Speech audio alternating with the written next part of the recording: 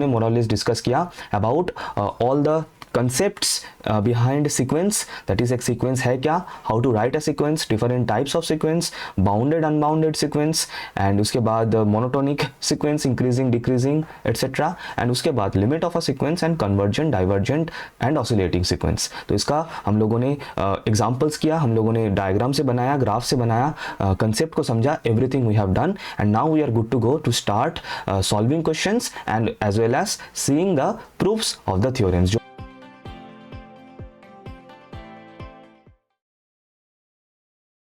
Hello everyone, welcome to my channel. So in this video we are going to discuss one very important topic, and that is a sequence from differential calculus, as you can see on the screen।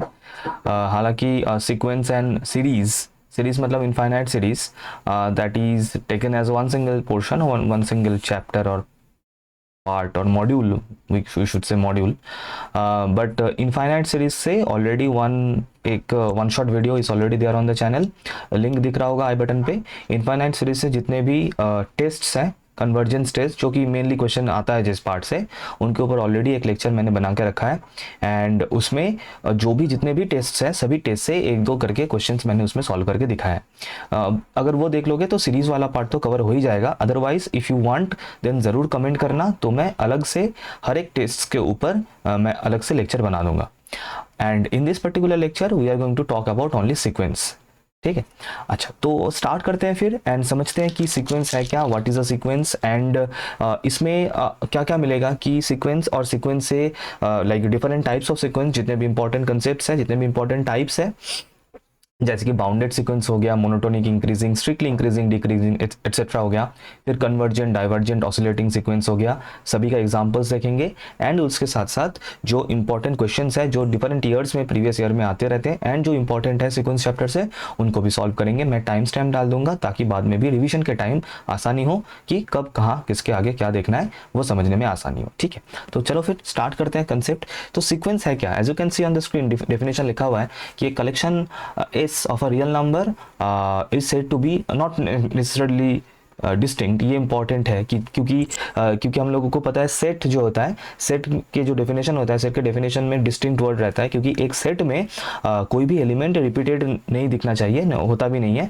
हर एक element distinct होता है। लेकिन sequence के लिए ऐसा नहीं है, तो रिपीट भी हो सकता है, मतलब एक सीक्वेंस में एक एलिमेंट मान लो 2, वो एक से ज़्यादा बार ऑकर कर सकता है, कोई दिक्कत नहीं। तो एक collection s of real numbers is said to be a sequence of numbers if corresponding to every positive integer in there exist a unique element of s।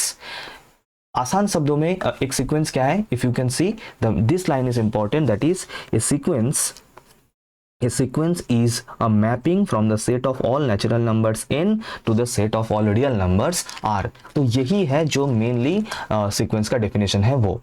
अच्छा, अब यहाँ पे मैं डेफिनेटली एग्जांपल देके बताऊंगा। तो अगर एक सीक्वेंस को समझे तो सीक्वेंस को हम लोग लिखते कैसे हैं। बेसिकली सीक्वेंस को एक सेकंड ब्रैकेट के अंदर लिखा जाता है। सीक्वेंस का जो एलिमेंट्स होता है, जो नंबर्स होता है, उनको एक सेकंड ब्रैकेट के अंदर लिखा जाता है जस्ट एज अ सेट, और जो उनका एलिमेंट्स होता है f1 f2 f3 ऐसे कॉमा देके लिखा जाता है। And will definitely see some examples, मैंने यहाँ पे लिखा है एग्जांपल्स, हम एक एक करके डिफरेंट टाइप्स ऑफ एग्जांपल्स देखेंगे ऑफ सीक्वेंस। ठीक है, डू नॉट वरी। अच्छा, एंड सीक्वेंस को डिनोट करने के लिए हम लोग क्या सिंबल यूज करते हैं जनरली, सीक्वेंस को डिनोट करने के लिए इस तरीके से हम लोग xn यूज कर सकते हैं, या फिर un, है ना, मतलब इस तरीके का रिप्रेजेंटेशन रहता है, vn एटसेट्रा। एक्स एन, जहाँ पे n denotes the number of, मतलब the position of the element, कि वो x1 x2 x3 etcetera, and x u v whatever you can use. So this is the notation how we denote a sequence. अब एक एक करके कुछ example समझते हैं of sequence, starting with number 1। ठीक है, मान लो मैं अच्छा पहले ये समझते हैं, ये भी समझते हैं कि सीक्वेंस को डिफाइन कैसे करते हैं, उनका एलिमेंट्स को लिखते कैसे हैं। देखो मैं एकदम प्रॉपरली लिख रहा हूँ कि late if such that n to r be a sequence defined by कैसे डिफाइंड है, मान लो it is defined as this कि f of n is equals to n square, n belongs to capital N। ठीक है, सो therefore the sequence will be, देखो मैं यहाँ पे अब कुछ चीजें बताना चाहूंगा, क्लियर कर दूं। therefore the sequence is equals to देना जरूरी नहीं है, सेकेंड ब्रैकेट के अंदर हम एक एक करके एलिमेंट्स को लिखेंगे। अब देखो, अब यहाँ पे समझो कि सीक्वेंस, मोटा मोटा वर्ड में सीक्वेंस एक फंक्शन ही है, और हमें पता है फंक्शन क्या होता है, एक फॉर्मूला होता है। फंक्शन जो होता है एक सेट से दूसरे सेट पे डिफाइंड होता है, तो सीक्वेंस भी एक सेट से दूसरे सेट पे डिफाइंड है। जो डोमेन सेट है वो है नेचुरल नंबर सेट्स, एंड जो कोडोमेन सेट है वो है R, that is the set of all real numbers if such that n to r। अब उसके बाद वैसे फंक्शन के ऊपर डिटेल वीडियो मेरे चैनल पे बना हुआ है, अगर फंक्शन पढ़ना चाहते हो definitely you can check it out, link दिख रहा होगा आई बटन पे, मैं डाल दूंगा, यहाँ पे वीडियो क्लिक करोगे तो फंक्शन वाला वीडियो दिख जाएगा, उसमें ये मैंने डोमेन और रेंज के बारे में डिटेल में बात किया।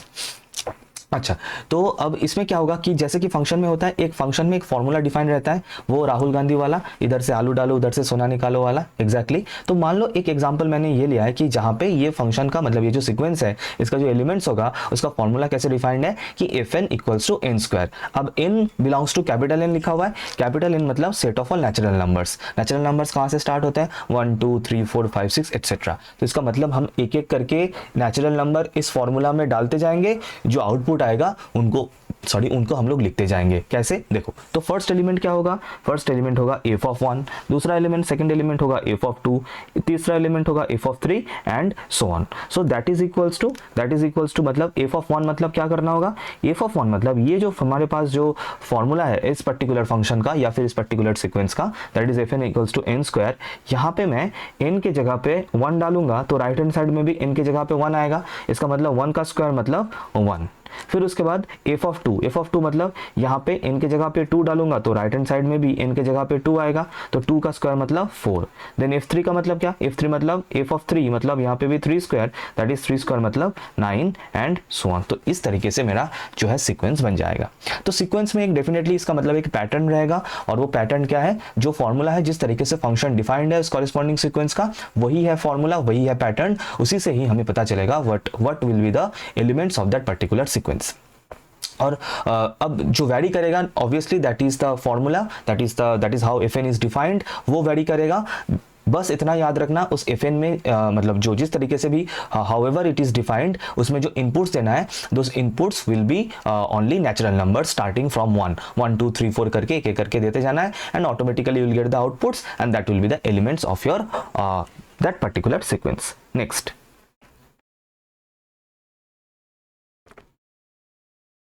अच्छा, और भी कुछ एग्जांपल्स देखते हैं। Let us see the next example. से डिटेल में नहीं लिख रहा हूँ, इफ वही सेम है, if N to R define from N to R. Definition है क्या है, मान लो इसका, if N is equals to, suppose we have N by N plus 1, n by n plus 1 for all n belongs to capital N। अब फिर से वही सेम, तो यहाँ पे सीक्वेंस क्या बनेगा, वही एक एक करके हमें इनपुट लेना है, n के जगह पे 1 मतलब starting from f1 then f2 etcetera. तो वीडियो को पॉज करो, खुद से ट्राई करो, हाँ आराम से बना लोगे।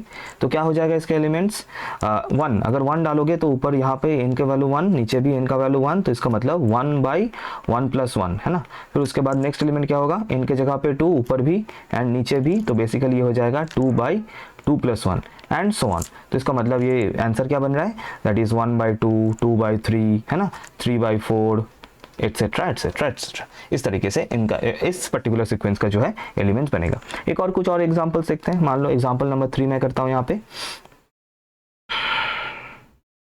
अच्छा, एग्जांपल नंबर 3 मान लो, suppose it is defined like this. कुछ हटके एग्जांपल देखते हैं, that is if such that n to r है ना, and it is defined like this कि f N is equals to, ये वाला करते हैं, that is -1 whole to the power n, -1 whole to the power n। ये बहुत एक प्यारा एंड इंपॉर्टेंट सीरीज है, इसका याद रखना क्योंकि बहुत जगह पे ये यूज भी होगा, आगे पता चलेगा, सो डेफिनेटली इसको याद रखना। तो इसका एलिमेंट्स क्या होगा, वही same, that is f1 f2 है ना, f3 एटसेट्रा। अब देखो इसका मतलब, वीडियो को पॉज करो, खुद से बताओ इसका पैटर्न क्या बनेगा। तो इसका मतलब f1 मतलब कहाँ पे चेंज होगा, ओनली ये पावर में चेंजेस आएगा, that is -1 whole to the power 1 से स्टार्ट होगा। फिर दूसरा एलिमेंट होगा -1 होल टू द पावर 2, तीसरा एलिमेंट होगा -1 whole to the power 3 and so on, right. और अब हमें क्या पता है, हमें ये पता है कि अगर -1 का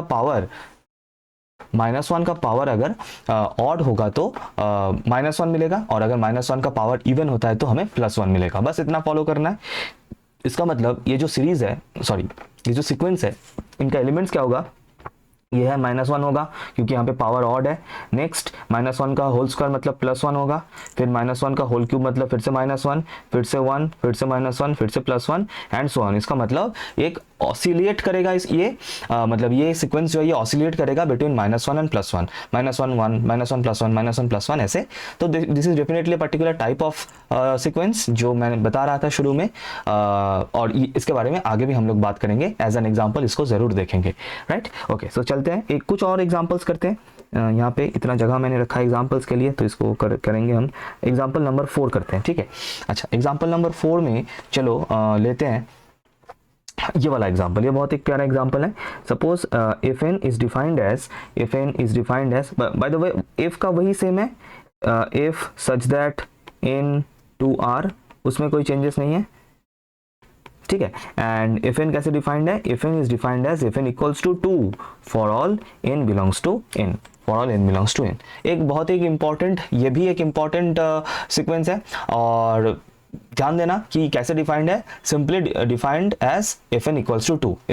इसका मतलब मैं देखो, क्योंकि इसका जो जिस तरीके से ये डिफाइंड है राइट हैंड साइड 2 जो है यहाँ पे, इसमें कोई भी n का वैल्यू नहीं है, मतलब कोई भी n का टर्म नहीं है। इसका मतलब मैं यहाँ पे n इक्वल्स टू कुछ भी पुट करूँ, एज ए रिजल्ट मुझे 2 ही हमेशा मिलेगा, राइट। इसका मतलब इसका जो एलिमेंट्स, मतलब अगर मैं इसको लिखूँ यहाँ पे, मतलब ये सीक्वेंस का जो एलिमेंट्स है in second bracket, that is f1 f2 है ना, f3 मैंने f(3) एटसेट्रा, इनको अगर मतलब यहाँ पे मैं n इक्वल्स टू कुछ भी लूँ, क्योंकि राइट हैंड साइड में कोई n का टर्म नहीं है यहाँ पे, सो फॉर ऑल n मुझे फंक्शनल वैल्यू 2 ही मिलेगा। सो दैट इज, ये जो सेट है मतलब ये जो सीक्वेंस है, इसका एलिमेंट्स मुझे क्या मिलेगा, 2 2 2 2 2 2 2 2 एटसेट्रा, ठीक है।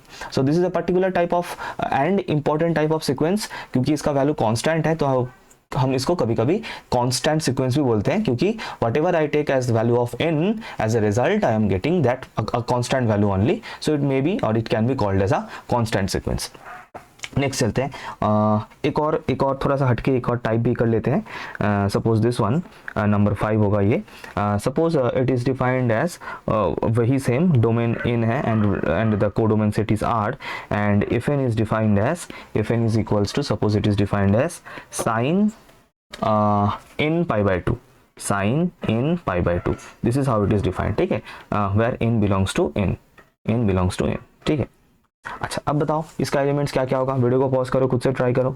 इसका मतलब हमें क्या करना है, एक एक करके यहाँ पे n का वैल्यू पुट करते हुए जाना है। n का वैल्यू एक एक करके 1 2 3 एटसेट्रा यहाँ पे पुट करते हुए चलेंगे, तो उसके लिए जो मतलब जो वैल्यू मिलेगा वही होगा हम लोग का आंसर। तो अगर मैं यहाँ पे 1 लूँ, मतलब दैट इज फर्स्ट जो टर्म मिलेगा, that is f(1), that will B sine pi by 2। दूसरा टर्म क्या आएगा, साइन 2 पाई बाय 2। तीसरा टर्म क्या आएगा, साइन 3 पाई बाय 2। इसका मतलब पाई बाय 2 का मल्टीपल है और कुछ नहीं। तो अब तुम लोग बताओ, साइन पाई बाय 2 का वैल्यू क्या है। सर साइन पाई बाय 2 मतलब होता है 1, साइन 2 पाई बाय 2 मतलब बेसिकली ये sine pi, and sine pi का वैल्यू होता है, जितना मुझे याद है, that is sorry sine pi का वैल्यू होता है 0, साइन पाई का वैल्यू होता है 0। फिर है sine 3 pi by 2, sine 3 pi by 2 अगर तुम लोग को याद है तो इसका वैल्यू होता है -1। फिर इसके बाद आएगा साइन 2 पाई, है ना, नेक्स्ट वाला टर्म जो आएगा वो आ गया 2 पाई।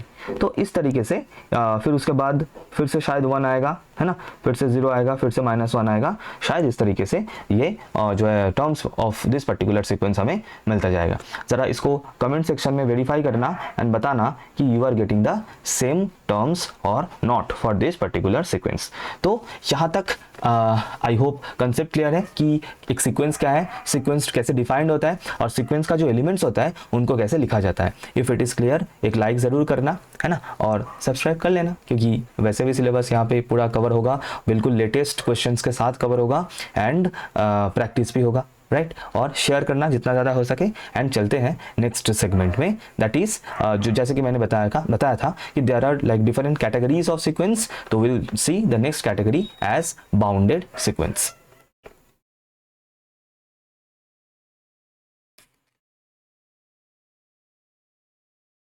ओके, सो बाउंडेड सीक्वेंस को अगर हम लोग देखें एंड उसका जो डेफिनेशन देखें, सो उसको हम लोग 2 पार्ट में डिवाइड कर सकते हैं। One is bounded above and दूसरा इज बाउंडेड बिलो।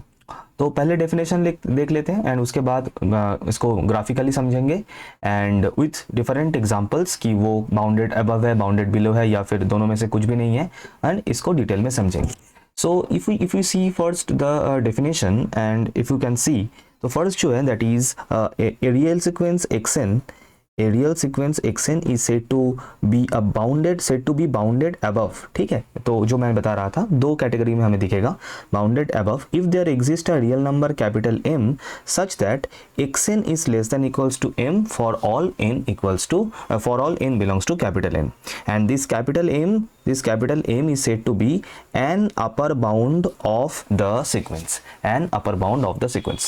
तो यहाँ पे मोटा मोटा बात क्या है मैं थोड़ा सा बता देता हूँ कि कोई भी मान लो एक सीक्वेंस है एंड उस सीक्वेंस का जो एलिमेंट्स है उन एलिमेंट्स को अगर हम लोग एक एक करके लिखे एंड हमें ये दिखे कि उन एलिमेंट्स का वैल्यू एक पर्टिकुलर रियल नंबर से एक पर्टिकुलर वैल्यू से कम है, उसके इक्वल है या फिर उससे कम है, उसको एक्सीड करके उसके आगे नहीं जाएगा, तो उस टाइप ऑफ सीक्वेंस को हम लोग कहते हैं बाउंडेड अबव सीक्वेंस, या फिर और वो जो वैल्यू है जो एक बाउंड्री के जैसा काम कर रहा है उसको हम लोग बोलते हैं एक अपर बाउंड. एग्जांपल लेके समझते हैं तो और भी अच्छे से समझ में आएगा. फॉर एग्जांपल अगर हम लोग ये वाला डायग्राम देखें, ठीक है, अब इसमें देखो क्या हो रहा है, तो मैंने यहाँ पे क्या लिया है, अकॉर्डिंग टू एक्स एक्सिस मैंने n लिया है and according to y axis मैंने fn, दैट इज वही फंक्शनल वैल्यू मतलब सीक्वेंस का जो एलिमेंट्स है उनको लिया है. तो f ऑफ 1 का वैल्यू कौन सा है, ये वाला है f1, this is f2, this is f3, this is f4, this is f5 and so on. तो एक चीज़ हमें यहाँ पे क्लियरली दिख रहा है कि इनका जो वैल्यूज़ है ये बढ़ रहा है, लेकिन या फिर उसके बाद थोड़ा सा कम हो रहा है, फिर से बढ़ेगा, फिर से कम होगा, डजेंट मैटर. लेकिन ये जो अपर लिमिट है, एक जो मैक्सिमम वैल्यू है कैपिटल M, ये जो वैल्यू है इस वैल्यू से जो सीक्वेंस का जो टर्म्स है वो हमें बिल्कुल नीचे दिख रहा है, उसके ऊपर नहीं दिख रहा है. हाँ, एक आधा वैल्यू इसके ऊपर भी हो सकता है, मतलब बिल्कुल एग्जैक्टली ऑन द मतलब M के बराबर हो सकता है. The value can be equals to M but that value can not be greater than M. मतलब ये जो xn मतलब x1, x2, x3 मतलब फंक्शनल जो वैल्यूज है ये m से ज़्यादा नहीं होगा, m से ग्रेटर नहीं हो सकता है, m से इक्वल होगा या फिर m से कम होगा, कैपिटल M जो कि एक अपर बाउंड है. और भी एग्जांपल लेके समझेंगे, डू नॉट वरी. सो ये है, दिस इज और this type of sequence is called and sequence और मतलब this sequence is we can say bounded above sequence and this capital M can be called as a upper bound. ठीक है, हमें बिल्कुल फर्क नहीं पड़ता कि इसका वैल्यूज कम होते होते बिल्कुल कहाँ पे जा रहा है, माइनस इन्फिनिटी पे जा रहा है या फिर कहीं भी जा सकता है, डजेंट मैटर. लेकिन इसका जो इस सीक्वेंस का जो एलिमेंट्स है उनका मैक्सिमम वैल्यू मतलब वो जो f1, f2, f3 का वैल्यू हम लोग जो कैलकुलेट कर रहे थे फ्रॉम द फॉर्मूला, उसका वैल्यू एक पर्टिकुलर M वैल्यू से ज़्यादा नहीं हो सकता है, उसके ऊपर नहीं जा सकता है, उसके बराबर हो सकता है या फिर उसके नीचे हो सकता है. So that type sequence is called bounded above and that M, capital M is called an upper bound. ध्यान रखना, the upper bound मैंने नहीं बोला है, मैंने बोला है an upper bound, क्योंकि अगर हम लोग टेक्निकली देखें तो इस M के ऊपर कोई भी एक और वैल्यू अगर मैं सोचूं ये वाला, तो ये भी एज एन अपर बाउंड हम लोग सोच सकते हैं. तो there can be many upper bounds.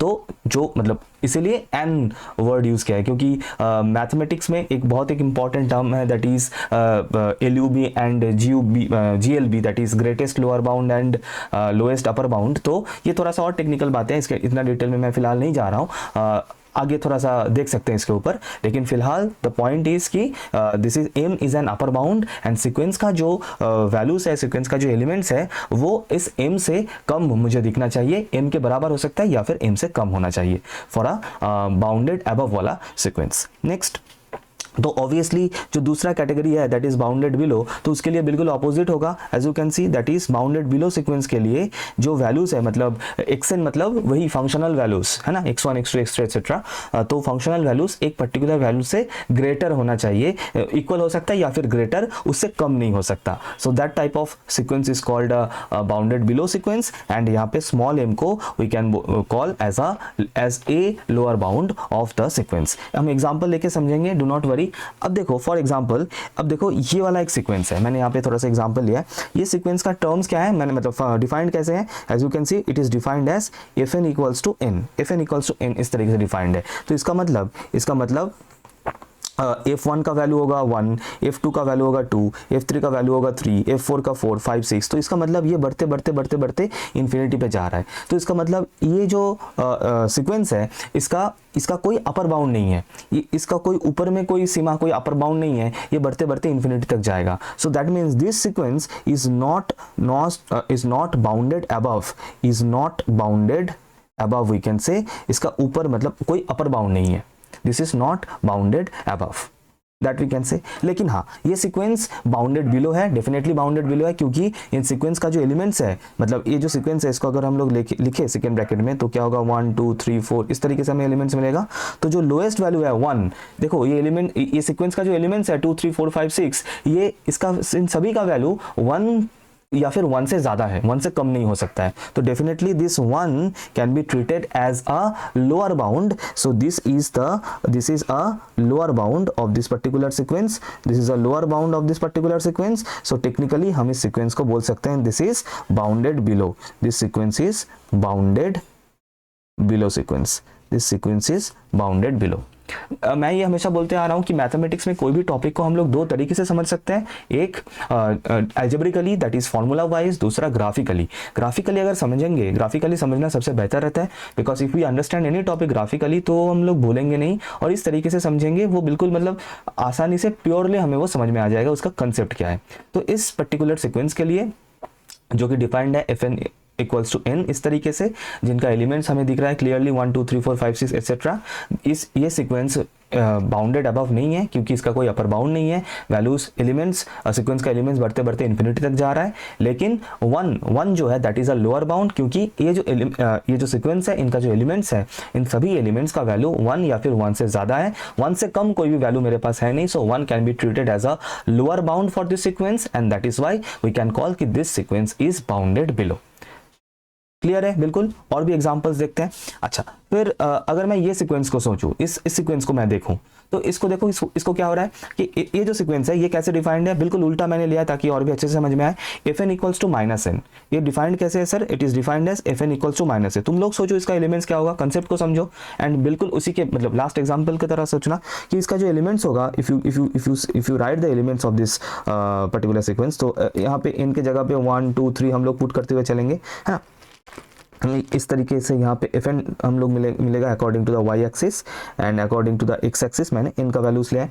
तो अगर यहाँ पे मैं वैल्यूज देखूँ तो क्या मिलेगा, -1 -2 -3 -4, है ना। मतलब ये कंटिन्यूअसली कम होते जा रहा है वैल्यूज। ये है -1, है ना, this value is -2, this is -3, है ना, this is -4, this value is -4 and so on. इसका मतलब ये कम होते होते -इन्फिनिटी तक जा रहा है। इसका मतलब ये जो सीक्वेंस है, ये जो एग्जांपल मैंने यहाँ पे लिया है, इसका कोई लोअर बाउंड नहीं है, there is no lower bound, क्योंकि इसका वैल्यू कम होते होते -इन्फिनिटी तक जा रहा है। There is no such value, मैं बता सकता हूँ कि हाँ यहाँ तक जाके ये रुकेगा, इसके नीचे और कोई वैल्यू नहीं जाएगा, बिल्कुल एप्लीकेबल नहीं है फॉर दिस पर्टिकुलर सीक्वेंस। तो हम लोग क्या बोलेंगे कि this sequence is not bounded below, not bounded below, क्योंकि इसका कोई लोअर बाउंड एग्जिस्ट ही नहीं करता, there is no lower bound. अगर और दूसरा पॉइंट ऑफ व्यू अगर देखें, that is upper bound, upper limit वाला देखें, अपर बाउंड वाला देखें, तो definitely there is upper bound, क्योंकि -1 जो है, ये अगर वैल्यूज देखें इन सीक्वेंस का -1 -2 -3 एक्सेट्रा, तो -1 जो है ये हाईएस्ट वैल्यू है,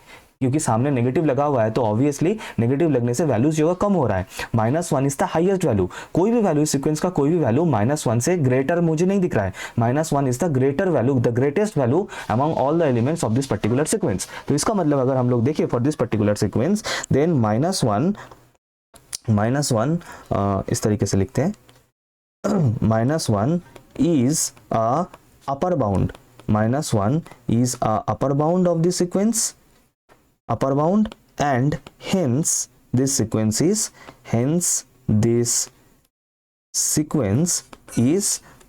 bounded above, we can say this sequence is bounded above, bounded above क्यों? क्योंकि ये जो 1 है, ये 1 बिल्कुल एक बाउंड्री, एक बैरियर जैसा ये काम कर रहा है।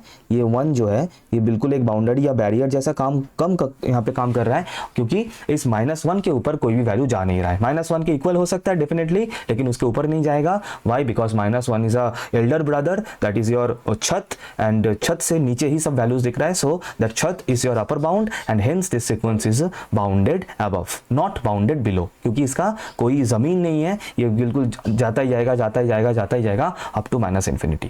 सो आई होप तुम लोगों को क्लियर है कि when we can call a sequence bounded above and when we can call a sequence bounded below. बिल्कुल अगल बगल में two important examples are there to understand the concept. ठीक है, अब देखो, अब एक तो ये तो हो गया बाउंडेड अबव बाउंडेड बिलो, दो अलग अलग हो गया। तो दोनों को मिला के अगर मुझे बोलना है, मतलब ऐसा कोई एक सीक्वेंस अगर हमें मिल जाए जो कि बाउंडेड अबव भी है और बाउंडेड बिलो भी है, जिसका छत भी है, जिसका जमीन भी है, तो उस पर्टिकुलर सीक्वेंस को हम लोग बोलते हैं ए बाउंडेड सीक्वेंस। उसको हम लोग बोलते हैं बाउंडेड सीक्वेंस। तो bounded sequence is such a sequence जिनके लिए हमें दो रियल नंबर मिलेगा, एक है कैपिटल M, दूसरा है capital M and small m, and उस सीक्वेंस का कोई भी वैल्यू उन दोनों के बीच में मुझे मिलेगा।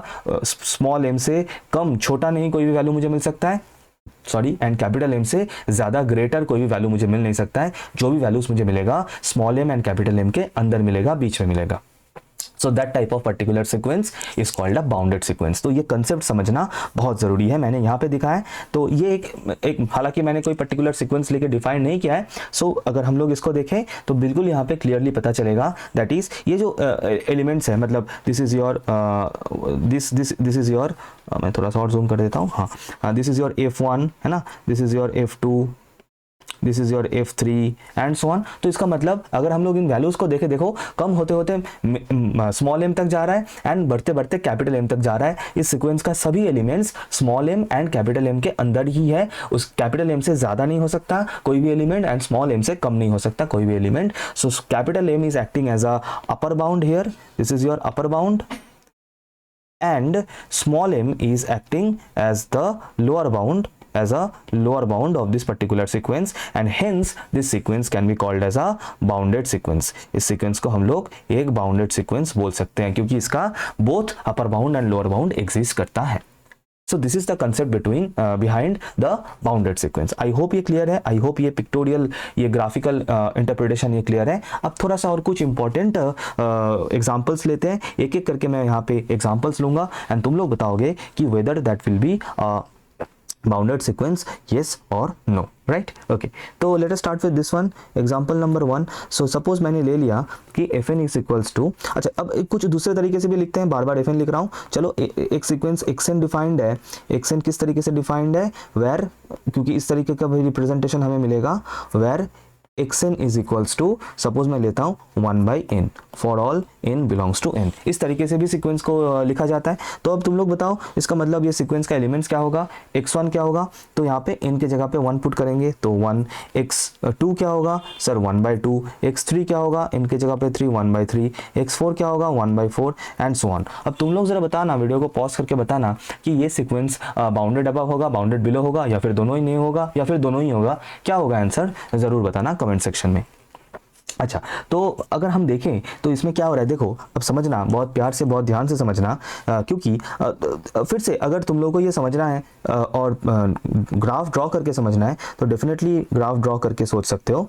तो अगर हम इस एलिमेंट्स को देखें इस पर्टिकुलर सीक्वेंस के, सो ये 1, ये मैंने यहाँ पे n का वैल्यूज लिख रहा हूँ, ठीक है, 1 2 3 4 5 6 एंड सो ऑन। यहाँ पे मैंने n ले लिया और यहाँ पे मैं fn लिखूंगा। तो n इक्वल्स टू 1 के लिए ये मान लो तुम्हारा 1 है, तो ये हो गया मेरा, अच्छा कुछ दूसरे से लिखता हूँ। सो this is your F1 that is 1, ठीक है, ये हो गया F2 1/2, ये हो गया F3, F4, F5, F6, F7, F8 and so on. तो यहाँ पे क्या कुछ नोटिस हो रहा है, हाँ सर एक चीज़ तो नोटिस हो रहा है कि वैल्यूज़ कम हो रहा है। वैल्यूज़ कम होते होते होते होते होते होते ये कहाँ पे मर्ज हो जाएगा, ये जो सीक्वेंस है इसका वैल्यू 0 से कम नहीं हो सकता है, और 0 से ये कम नहीं हो सकता है। वैसे ये इस तरीके से भी चेक कर सकते हो, क्योंकि हमें पता है कि limit n tends to infinity 1/n का वैल्यू होता है 0। इसका मतलब 0 इज द लोअर लिमिट और lower bound for this particular sequence. कोई भी वैल्यू, कोई भी element of this particular sequence 0 से कम नहीं हो सकता है। So 0 is a 0 is a lower bound of this sequence, 0 is a lower bound of this sequence. तो ये बाउंडेड बिलो है, डेफिनेटली ये पता चल रहा है. Now what about the upper bound? Sir यहाँ पे अपर बाउंड भी मुझे दिख रहा है क्योंकि इस सीक्वेंस का कोई भी एलिमेंट, ये 1 जो है बड़ा भाई जो है 1 से ऊपर नहीं जा सकता है. So definitely this one is acting as a upper bound for this sequence. तो definitely this is a bounded sequence क्योंकि इसका upper bound and lower bound दोनों ही एग्जिस्ट करता है. 1 is the upper bound, 0 is the lower bound, and hence this xn is a bounded sequence. This is a bounded sequence. Clear है? बिल्कुल clear है. Clear है तो जरूर लाइक करते हुए चलना. बहुत प्यारा, बहुत इंपॉर्टेंट एग्जांपल्स मैं यहाँ पे बता रहा हूँ. अच्छा, दूसरा एक और एग्जांपल करते हैं. जगह कम पड़ जाएगा, कोई दिक्कत नहीं, हम जगह बना के एग्जांपल्स करेंगे. चलो यहाँ पे आ जाता हूँ, दूसरा एग्जांपल करते हैं. और अगर ये पीडीएफ चाहिए तो पता है कहाँ पे जाना है, वेबसाइट पे जाना है. वेबसाइट का लिंक कहाँ पे मिलेगा? डिस्क्रिप्शन में मिलेगा. अच्छा, नंबर 2. चलो अब बताओ तो अब ये वाला क्या होगा? बहुत प्यारा, बहुत इंपॉर्टेंट है, हालांकि हम लोग ये ऑलरेडी देख चुके हैं. n belongs to n. Sir बताना इस सीक्वेंस का एलिमेंट्स क्या होगा? इन सीक्वेंस का एलिमेंट होगा -1 +1 -1 +1 -1 +1. कुछ इस तरीके से चलता होगा इसका एलिमेंट्स. अब बताओ ये अपर बाउंड मतलब बाउंडेड अबव बाउंडेड बिलो क्या है इसका? सर ये बहुत इजी है क्योंकि हमें पता है कि इस सीक्वेंस का केवल 2 ही एलिमेंट है, -1 एंड +1. और इस सीक्वेंस को अगर मैं ड्रॉ करूं तो मुझे क्लियरली दिखेगा वैल्यू -1 है, +1 है, -1 है, +1 है, कुछ इस तरीके से मिलेगा. इसका मतलब इस सीक्वेंस का कोई भी वैल्यू -1 से कम नहीं हो सकता है, कोई भी वैल्यू +1 से ज़्यादा नहीं हो सकता है. तो capital +1 is the upper bound, -1 is the lower bound, and hence this is a bounded sequence, है ना. इसको भी तुम लोग अगर चाहो तो ड्रॉ करके देख सकते हो. ये हो गया इन का वैल्यू मैं यहाँ पे ले रहा हूँ, that is 1 2 3 4 5 and so on. और यहाँ पे मैं fn का वैल्यू ले रहा हूँ, या फिर xn लिखना सही रहेगा. xn का वैल्यू ले रहा हूँ अकॉर्डिंग टू y एक्सिस. तो 1 के लिए मुझे मिलेगा -1, मतलब एलिमेंट्स क्या कैसे मिलेगा? 1 के लिए मुझे मिलेगा -1, 2 के लिए मुझे मिलेगा +1, 3 के लिए -1, 4 के लिए +1, 5 के लिए -1 +1 -1 +1, है ना. क्योंकि टेक्निकली मान लो कि this is your -1 and this is your +1. तो क्लियरली मुझे पता चल रहा है कि +1 इज द छत एंड -1 इज द जमीन, फर्श. तो इसका मतलब यहाँ पे 1 is the upper bound and -1 is the lower bound, and hence this is a bounded sequence. Hence this is a bounded sequence. कैसा लगा कंसेप्ट? कैसा लगा एग्जाम्पल? कैसा लगा? जबरदस्त लग रहा होगा तो डेफिनेटली लाइक करते हुए चलना. अच्छा, नेक्स्ट एग्जाम्पल करते हैं. मान लो चलो ये वाला करते हैं. बहुत प्यारा एग्जाम्पल्स है मेरे पास, so do not worry. Number 3 पे चलते हैं. नंबर 3 मैं ले रहा हूँ कुछ इस तरीके से. xn इक्वल्स टू मैं ले रहा हूँ, बताना -2n n belongs to capital N. ठीक है, चलो बताओ इसका एलिमेंट्स क्या होगा? सर इसका एलिमेंट्स होगा, n का वैल्यू यहाँ पे 1 2 3 4 करके पुट करेंगे तो किस तरीके से हमें एलिमेंट्स मिलेगा? सर यहाँ पे n का वैल्यू अगर 1 पुट कर दिया तो -2, 2 पुट कर दिया तो -4, 3 पुट कर दिया तो -6, -8 एंड सो ऑन. कुछ इस तरीके से जो है हमें एलिमेंट्स मिलेगा फॉर दिस पर्टिकुलर सीक्वेंस. अब बताओ ये बाउंडेड अबव है, बाउंडेड बिलो है, क्या लग रहा है? अगर समझने में प्रॉब्लम हो रहा है तो डेफिनेटली ग्राफ ड्रॉ करते हुए चल सकते हो, कोई दिक्कत नहीं. ये अकॉर्डिंग टू एक्स एक्सिस मैं n का वैल्यू ले रहा हूँ 1 2 3 4 5 and so on, and according to y axis मैं xn का वैल्यूज ले रहा हूँ. तो यहाँ पे जो एलिमेंट्स मिलेगा, यहाँ पे 1 के लिए मिलेगा -2, 2 के लिए मिलेगा -4, 3 के लिए मिलेगा -6, 4 के लिए मिलेगा -8 एंड सो ऑन. तो सर ये तो बिल्कुल वही वाला एग्जाम्पल हो गया जो शायद बिल्कुल इसके ऊपर हमें दिखेगा. हाँ सर बिल्कुल ये वाला एग्जाम्पल है ये. तो इसका मतलब इसको हम लोग डिटेल में समझे थे, नॉट बाउंडेड बिलो, लेकिन अपर बाउंड इज देयर. सो इसके लिए भी आंसर हम लोग का सही रहेगा, सेम रहेगा. ये जो एलिमेंट है that is your this value is your -2, this value is -2, and ये यहाँ पे एज छत काम कर रहा है, छत के जैसा ये काम कर रहा है, बड़ा भाई है, कोई भी वैल्यू इसके ऊपर नहीं जा सकता. बाकी ये कम होते होते पाताल तक जा रहा है तो डेफिनेटली बाउंडेड बिलो तो नहीं है, -∞ तक जाएगा, लेकिन अपर बाउंड जरूर है. -2 इज द अपर बाउंड, सो इसका मतलब ये बाउंडेड अबव है बट नॉट बाउंडेड बिलो है, क्योंकि हम यहाँ पे लिख सकते हैं -2 is an upper bound and hence this sequence is bounded above but not bounded below. बिल्कुल क्लियर है. कंसेप्ट ज़रूर क्लियर होगा क्योंकि मैंने यहाँ पे बेहतरीन सब एग्जांपल्स आई हैव टेकन, सो ज़रूर कंसेप्ट क्लियर होगा। चलो एक और थोड़ा सा हट के एग्जांपल करते हैं, दो और करेंगे। एक है बताओ xn equals to 2, xn equals to 2 है, ठीक है, xn equals to 2, n belongs to n। Sir इसका एलिमेंट्स क्या होगा पहले बताओ। सर ये तो कांस्टेंट सीक्वेंस है, ये तो ऑलरेडी हम लोग देख चुके हैं, 2 2 2 2 2 2 कुछ इस तरीके से हमें मिलेगा। अब क्या लगता है ये अपर बाउंड लोअर बाउंड क्या लगता है, इसका डायग्राम कैसा होगा, क्या ये अपर बाउंड होगा, लोअर बाउंड होगा या अनबाउंडेड होगा, व्हाट डू यू थिंक। तो अगर हम लोग देखें तो इसका जो ये दिस विल बी, मतलब इसको अगर हम लोग ड्रॉ भी करें, है ना, for n equals to 1, n equals to 2, n equals to 3, n equals to 4, इसका जो एलिमेंट्स है तो हमें सेम ऐसे कांस्टेंट एक स्ट्रेट लाइन पे मिलेगा। एंड टेक्निकली अगर हम सोचें तो ये जो 2 है, ये जो 2 मतलब दिस इज 2 एक्चुअली, है ना, तो ये जो 2 है मतलब ये भी 2 है, ये भी 2 है, ये भी 2 है, ये 2 क्या है, ये 2, this 2 is both upper bound and lower bound, upper bound and lower bound, and hence this sequence is a bounded sequence, and hence this sequence is a bounded sequence क्योंकि इसका lower upper दोनों ही exist करता है। और अगर PDF चाहिए, PDF कहाँ पे मिलेगा, this is the website, यहाँ पे दिख रहा होगा नीचे और डिस्क्रिप्शन में भी लिंक मिल जाएगा। सो दिस इज इट। अच्छा लास्ट एक और बहुत प्यारा एग्जांपल करेंगे, एंड पर्टिकुलरली ये एग्जांपल मेरा बहुत फेवरेट है क्योंकि ये सीक्वेंस घूम फिर के बहुत जगह पे हमें दिख जाता है। वैसे एग्जांपल नंबर 5 लेके चलते हैं। एंड xn कुछ इस तरीके से डिफाइंड है, मान लो xn is equals to -1 whole to the power n into n for all n belongs to n, for all n belongs to n। अब तुम लोग बताओ क्या लगता है इसके बारे में, व्हाट डू यू थिंक कि क्या होगा इसका एलिमेंट्स। पहले इसका एलिमेंट्स लिख लेते हैं। तो इसका जो एलिमेंट्स होगा दैट इज xn जो एलिमेंट सीक्वेंस बनेगा और इसका जो एलिमेंट होगा किस तरीके से बनाना है, n का वैल्यू हमें 1 2 3 लेते हुए चलना है, यहाँ पर भी और यहाँ पर भी। तो देखो फर्स्ट एलिमेंट क्या बनेगा, मैं थोड़ा सा ये डिटेल में बना रहा हूँ, -1 whole to the power 1 into 1। Second element क्या बनेगा, -1 whole to the power 2 into 2। Third element क्या बनेगा, -1 सॉरी ये -1 होगा, हाँ -1 whole to the power 3 into 3 and so on and so on. तो इसका मतलब इसका जो एलिमेंट्स बन रहा है टेक्निकली, एंड दैट इज -1 के ऊपर में ऑड पावर मतलब ये माइनस होगा, इसका मतलब this will be -1। Next element क्या होगा, -1 का पावर इवन मतलब प्लस हो जाएगा तो प्लस का 2, फिर माइनस का 3, प्लस का 4, फिर माइनस का 5, फिर प्लस का 6 एंड सो ऑन। तो एक बहुत ही प्यारा एंड इंपॉर्टेंट इसका जो डायग्राम बनेगा, चलो मैं यहीं पे दिखा देता हूँ इसका डायग्राम, हालांकि इसके जगह थोड़ा सा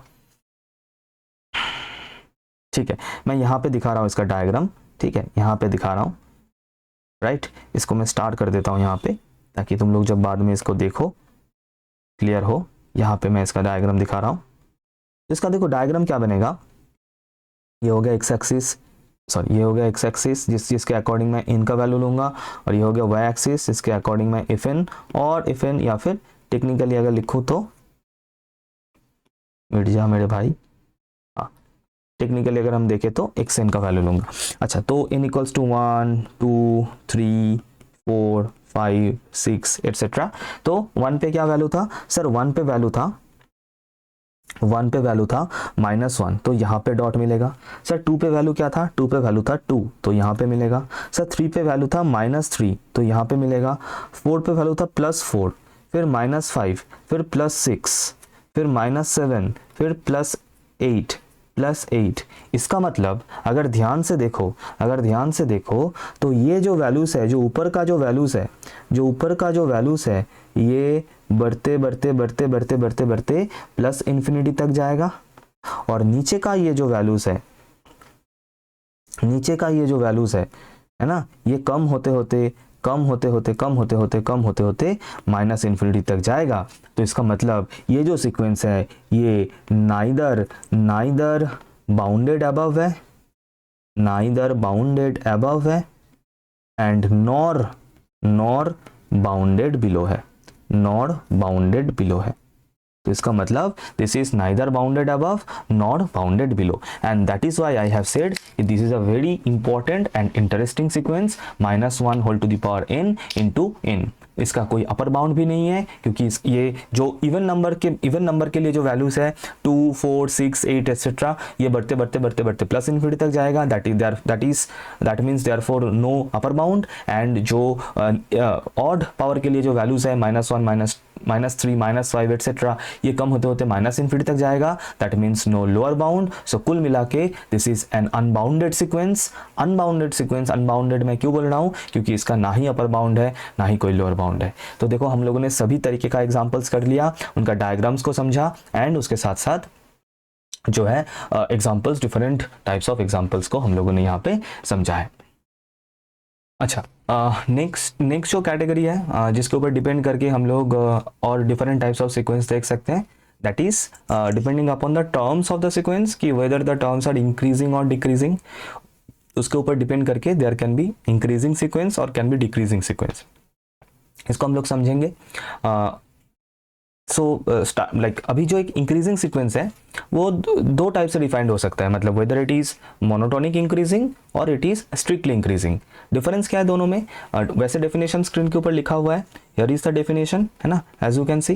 और अगर इसको फिर से वही सेम ग्राफ से अगर समझे, जो कि मेरे पॉइंट ऑफ व्यू से समझना सही रहता है, सो इन दोनों ग्राफ को देखना, this one number 1 and this one number 3, इन दोनों को देखना। इन दोनों में डिफरेंस क्या है मैं वो बता रहा हूँ। देखो क्या हो रहा है कि अगर नंबर 3 को हम लोग देखें, इस ग्राफ को अगर हम लोग देखें, तो इसमें क्या है, मान लो ये तुम लोग का दिस इज x1 है, दिस इज x2 है, then this is x3, this is x4, this is x5 etcetera.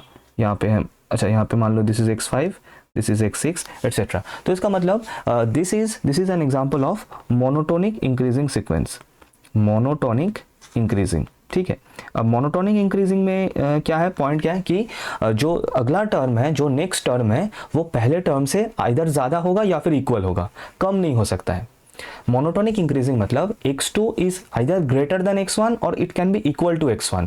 x2 can never be less than x1. This is for a monotonic sequence. तो इसका मतलब इसको हम लोग, that is why monotonic sequence को किसी जगह पे किसी बुक में हम लोग को मिल जाएगा नॉन डिक्रीजिंग सीक्वेंस, क्योंकि कंसेप्ट वही सेम है, नॉन डिक्रीजिंग सीक्वेंस।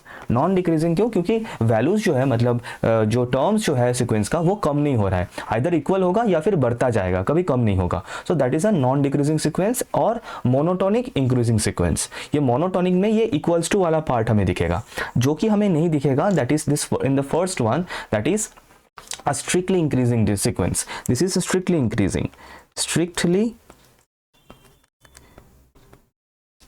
increasing.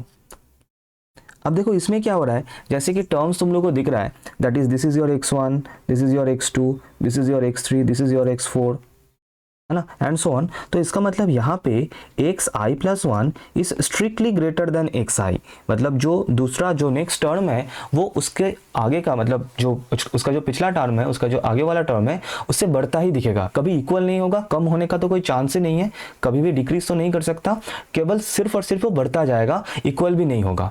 तो इन दोनों में डिफरेंस, मतलब मोनोटोनिक इंक्रीजिंग और स्ट्रिक्टली इंक्रीजिंग में डिफरेंस इतना ही है। तो इसमें क्या है, इसमें xi प्लस 1 मतलब जो नेक्स्ट टर्म जो है वो उसके आगे वाले टर्म्स के साथ इक्वल हो सकता है या फिर बढ़ता हुआ दिखेगा। So there is this that equals to sign in the monotonic increasing sequence, whereas in a case of a strictly increasing sequence, जो कि फिगर नंबर 1 है, उसमें केवल ही सिर्फ और सिर्फ हमें बढ़ता हुआ दिखेगा। there is मतलब कम होने का तो कोई चांस ही नहीं है, इवन इक्वल्स टू भी नहीं होगा, सिर्फ और सिर्फ बढ़ता जाएगा, that is a strictly increasing sequence. और सिमिलरली हमें मिलेगा डिक्रीजिंग के लिए भी सेम फंडा एप्लीकेबल है, तो दोनों कैटेगरी हमें यहाँ पे दिख जाएगा, that is number 2 and number 4। मैं यहाँ पे मार्क कर देता हूँ, this is number 2 and this is number 4। तो इन दोनों में क्या डिफरेंस है, एक है वही सेम स्ट्रिक्टली डिक्रीजिंग, दूसरा है मोनोटोनिकली डिक्रीजिंग। तो जो फिगर नंबर 4 है, ये वाला जो फिगर है, तो इसमें क्या हो रहा है, इसमें जो टर्म्स जो है ये कम होते हुए जा रहा है, डिक्रीज हो रहा है। और डिक्रीज होने का फंडा क्या है कि जो नेक्स्ट टर्म है, जो अगला टर्म है, दैट इज सपोज xi, वो xi प्लस 1 से आइदर इक्वल होगा या फिर कम होगा, बढ़ेगा नहीं, कभी ग्रेटर नहीं होगा। सो दैट इज वाई, मतलब दिस इज डेफिनेटली, इसका नाम हम लोग जो लिख सकते हैं, that is monotonically decreasing, spelling थोड़ा सा देख लेना, या फिर we can also call this as non increasing sequence, क्योंकि इंक्रीज तो नहीं हो रहा है, इंक्रीज होने का स्ट्रिक्टली वाला भी सेम है, इंक्रीज होने का कोई चांस ही नहीं है, केवल कम होता हुआ दिखेगा। देखो ये है तुम लोग का मान लो x1, यह x2, यह x3, यह x4, this is x5 and so on. तो इसका मतलब देखो यहाँ पे x2 एंड x3 इक्वल है, तो इसका मतलब इक्वल हो सकता है या फिर कॉन्टिन्यूसली कम होता हुआ जाएगा, कभी बढ़ेगा नहीं। सो this is monotonically decreasing sequence या फिर नॉन इंक्रीजिंग सीक्वेंस हो गया। अब वही सेम दैट इज स्ट्रिक्टली वाला क्या है, देखो यहाँ पे एकदम धराधर गिरता हुआ जा रहा है, कम होता हुआ जा रहा है ना, कोई इक्वल्स टू मतलब दो कंसेक्यूटिव टर्म इक्वल टू होने का कोई चांस ही नहीं है, सिर्फ और सिर्फ कम होता हुआ जाएगा। दैट इज xi जो है वो स्ट्रिक्टली कम होगा देन xi+1, या फिर मैंने उल्टा लिखा है, दैट इज xi+1 जो है, सॉरी xi+1 जो है ये क्या हो रहा है यहाँ पे, हाँ ये कम होता होगा, कम होता जाएगा strictly then xi। That is your, this is your x1, this is your x2, this is your x3, x4 and so on। तो देखो धराधर ये कम होते जा रहा है। सो this is strictly decreasing.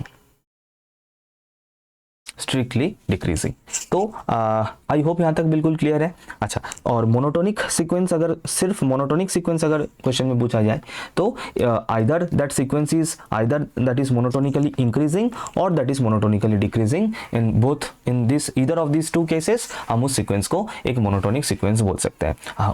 Either increase हो रहा है मोनोटोनिकली या फिर डिक्रीज हो रहा है, तो that is called as a monotonic sequence. अच्छा, एक और ऐसा भी सीक्वेंस हो सकता है जो इसके मतलब नाइदर मोनोटोनिकली इंक्रीजिंग होगा नॉट डिक्रीजिंग होगा, हालांकि उसका एग्जांपल ऑलरेडी हम लोग देख चुके हैं, उसका थोड़ा सा नाम देना बाकी है, जो इसके ऊपर नेक्स्ट जो पोर्शन में मैं आ रहा हूँ, that is limit of a sequence.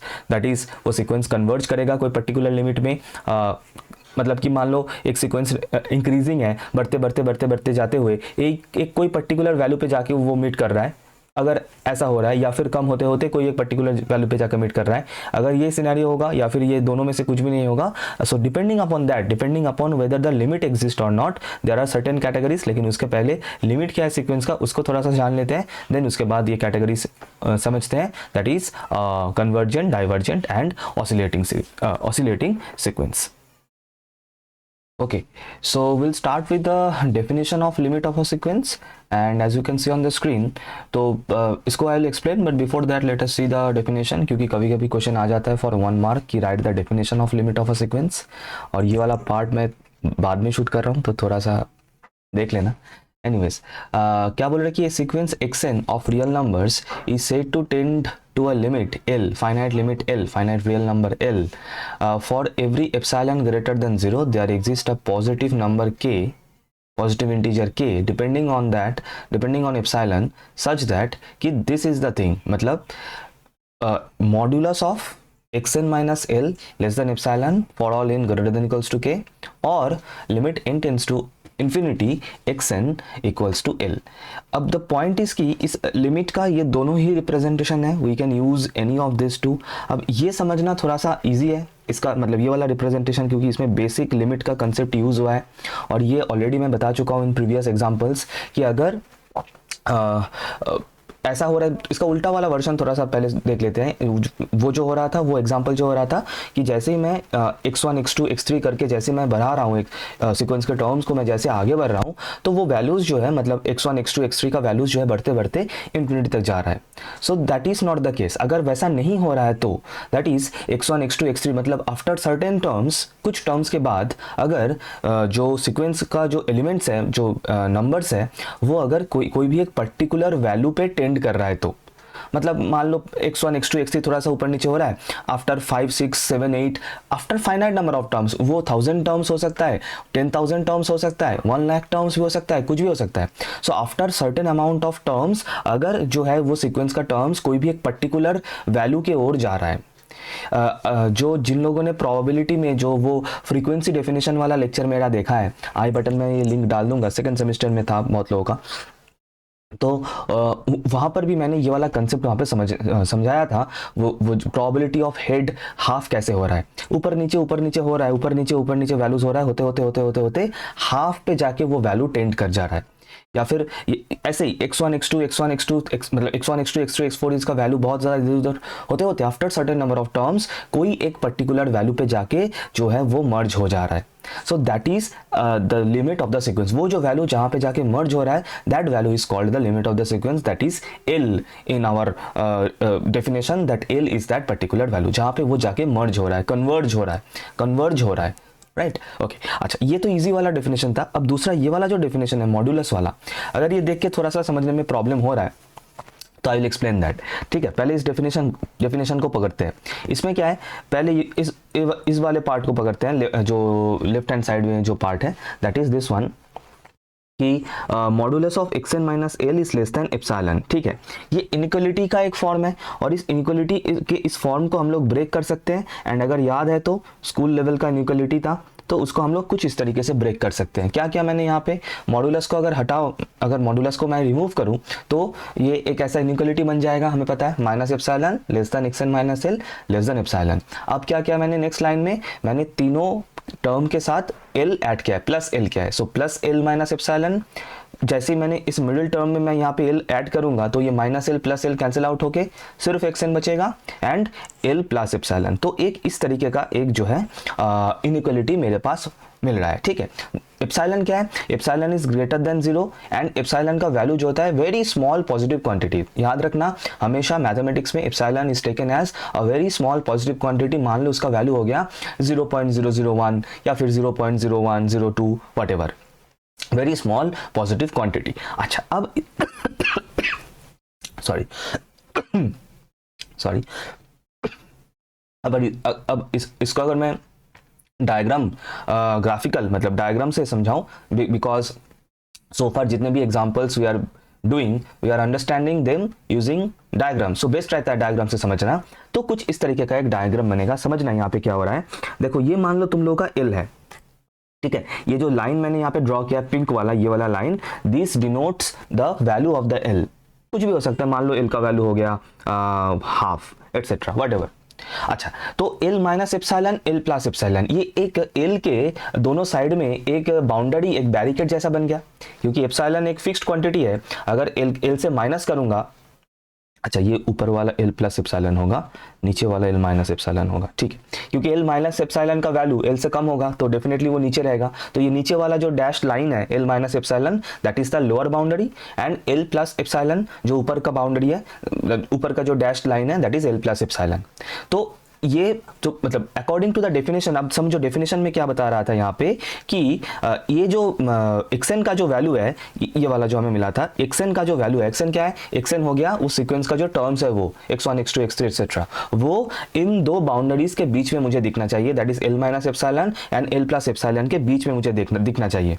लेकिन कब, देखो, for all n greater than equals to k. For all greater than equals to k का मतलब क्या हुआ कि आफ्टर सर्टेन टर्म्स, मान लो ये k का वैल्यू मैं सपोज मैं लेता हूं k इक्वल्स टू 3, तो इसका मतलब x1 x2 x3, क्योंकि ये जो n है और या फिर ये जो k है वो क्या डिनोट कर रहा है, that is denoting this suffix of xn. मतलब कौन सा टर्म है x1 x2 x3, वो डिनोट कर रहा है यहाँ पे n एंड k बोथ. तो बोल रहा है कि after certain terms, after k terms जो है xn मतलब सीक्वेंस का जो टर्म्स है that should be lying in between that particular boundaries L minus epsilon और L प्लस एप्सिलॉन के बीच में दिखना चाहिए.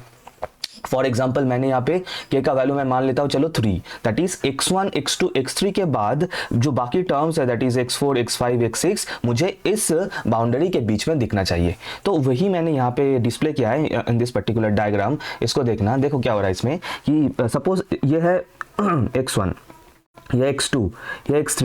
देखो x1 x2 x3 जो है ये जो वी कैन से कि ये जो नदी है या फिर ये जो पोर्शन है L माइनस एप्सिलॉन और L प्लस एप्सिलॉन के बीच में, इस पोर्शन के बाहर है कौन तीनों, ये x1 x2 x3.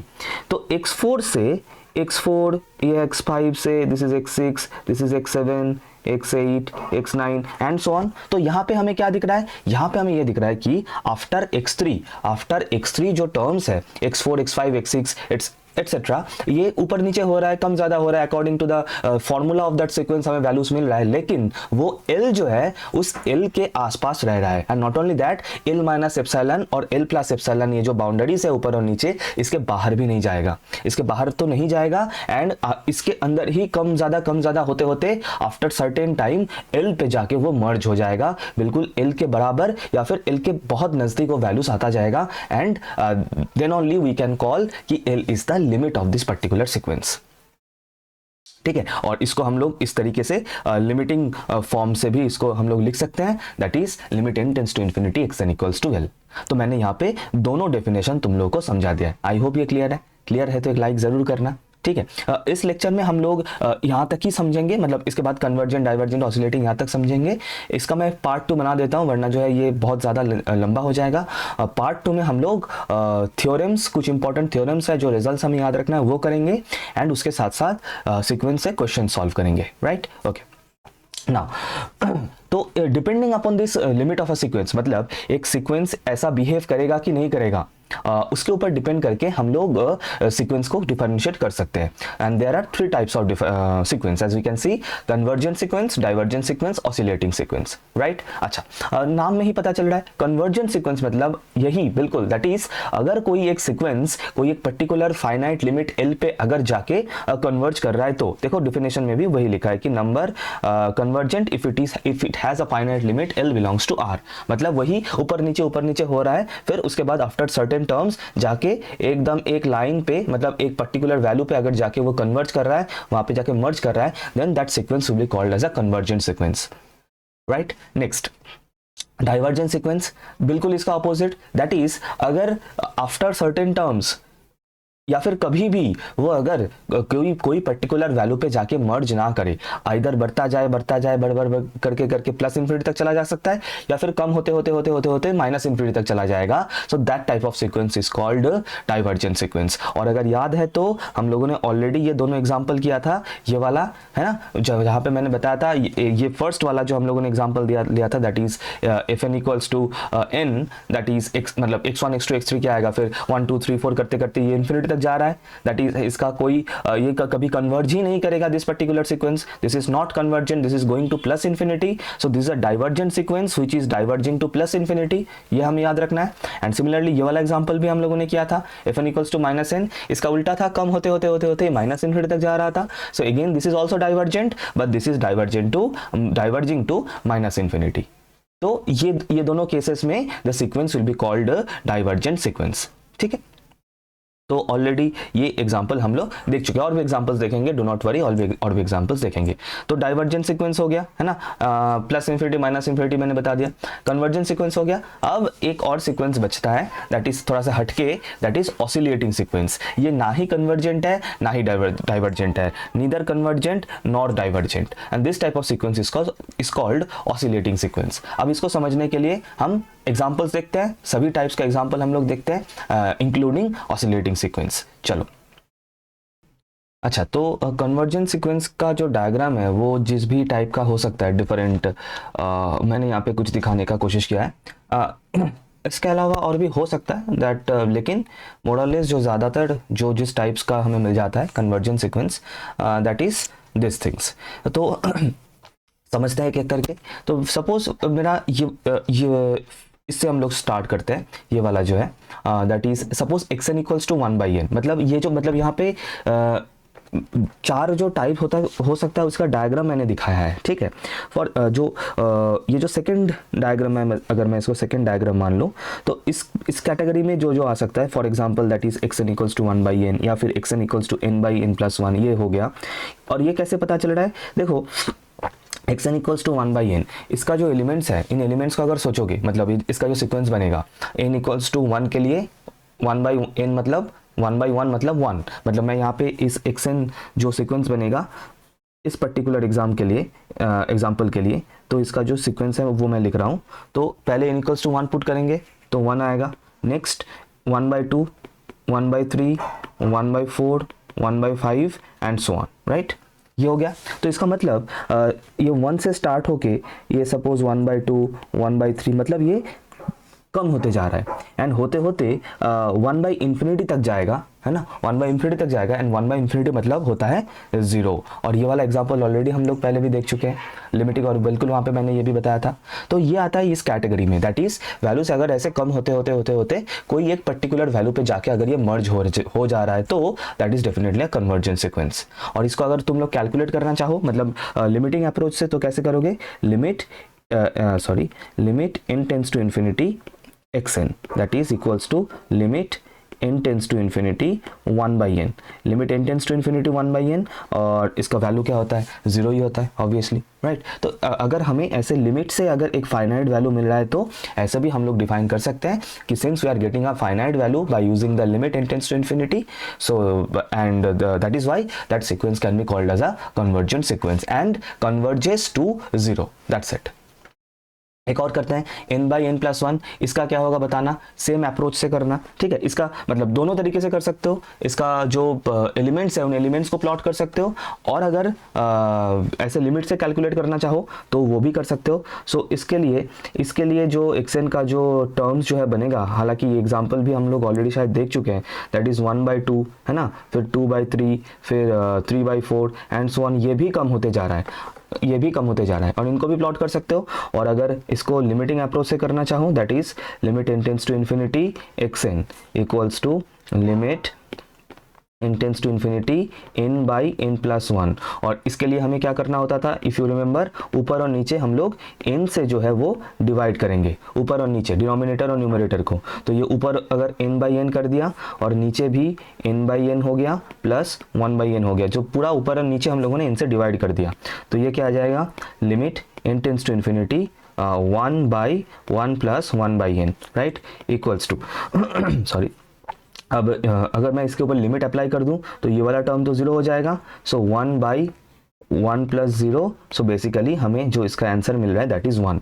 तो इसका मतलब सॉरी मैं थोड़ा सा शायद गलत बोला था, हाँ, इसका वैल्यू बढ़ते बढ़ते ये इस कैटेगरी में आ जाएगा, इस कैटेगरी में आ जाएगा, दैट इज अगर बढ़ते बढ़ते कोई एक पर्टिकुलर वैल्यू पे जाके अगर मर्ज कर रहा है। फॉर एग्जाम्पल ये हो गया तुम लोगों का 1/2, ये हो गया तुम लोगों का 2/3, है ना, 3/4, ऐसे ऐसे बढ़ते बढ़ते बढ़ते बढ़ते अगर ये 1 पे जाके ये मर्ज कर रहा है, ये हो गया 1, तो this can be also a convergent sequence. और इसको हम लोग दोनों तरीके से रिप्रेजेंट कर सकते हैं, ऐसे ग्राफिकली डायग्राम वाइज, डायग्राम को ड्रॉ करके, या फिर लिमिटिंग। लेकिन जो अगर मुझे पूछोगे तो ये लिमिट वाला ही हमें करना होता है, क्योंकि इसी से ही ऐसे इजीली डायरेक्टली हमें जो लिमिटिंग वैल्यू वो मिल जाएगा। और ऐसे अगर एक फाइनाइट लिमिटिंग वैल्यू मिल रहा है that is 1 in this case, so we will call the sequence xn is a convergent sequence and converging to 1, that's it. तो ये आई होप ये समझ में आ रहा है। एक और कुछ कैटेगरी करते हैं, इस तरीके का भी डायग्राम हो सकता है कि ऊपर थोड़ा सा कम ज़्यादा होते होते कोई एक पर्टिकुलर वैल्यू पे, सपोज ये हो गया x1, x2, x3, x4, x5, x6, इस तरीके से ये होते होते एक वैल्यू पे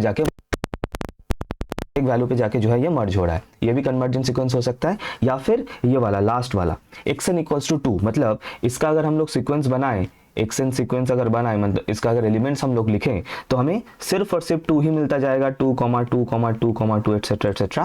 सो this is a constant sequence, इसके बारे में already I have discussed earlier, constant sequence. तो इसका क्या होगा, देखो इसका डायग्राम अगर देखोगे तो ये बिल्कुल 2 पे ही कन्वर्ज करेगा, 2 is the converging value, limiting value, मतलब इसके ऊपर अगर इसको अगर लिमिट के अप्रोच से लिखोगे that is limit n tends to infinity xn that is equals to limit n tends to infinity 2 is equals to 2। तो इसका मतलब इसका लिमिटिंग वैल्यू भी हमें 2 मिल रहा है। तो दोनों तरीके से, आइदर फ्रॉम द डायग्राम और फ्रॉम द लिमिटिंग अप्रोच, दोनों तरीके से we are getting that the limit of this particular sequence xn is 2, therefore it is convergent and converges to 2, that's it. So these are some different types of convergent sequences. I hope ये clear है, ठीक है। अब कुछ और जो दूसरे categories है दैट इज डाइवर्जेंट वगैरह। हालांकि डाइवर्जेंट का और क्या बताए, डाइवर्जेंट तो ऑलरेडी आई हैव डिस्कस्ड। मतलब ये हो सकता है कि इधर ये मतलब बढ़ते इन्फिनिटी तक जा रहा है, जैसे कि xn इक्वल्स टू n हो गया, this is divergent. And diverging to plus infinity, diverging to plus infinity, तो ये डाइवर्जेंट सीक्वेंस हो गया।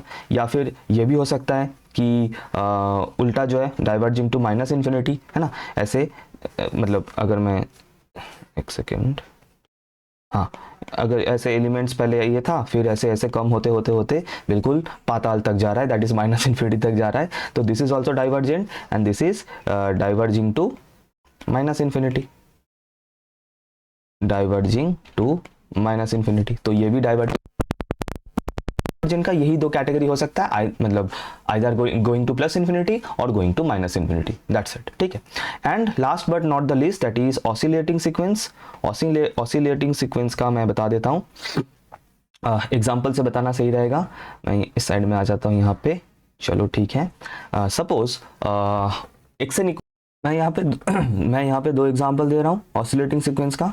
मान लो एक हो गया xn equals to -1 whole to the power n, या फिर -1 whole to the power n into n, right. तो जहां पर भी ऐसा दिखेगा कि ऑड टर्म्स के लिए कुछ हो रहा है, इवन टर्म्स के लिए कुछ और हो रहा है, जैसे कि यहाँ पे हो रहा है, अगर ये वाला देखें तो इसका जो एलिमेंट्स होगा वो कैसा होगा, -1 + 2, -3 + 4, -5 + 6, -6 + 7। सो इसका मतलब उल्टा बोला, सॉरी। तो इसका मतलब जो एलिमेंट्स है ये ऐसे ऑसिलेट कर रहा है ना, तो इसका मतलब ये नाइदर कन्वर्जेंट होगा ना ही डाइवर्जेंट होगा, right. Same goes for this also, that is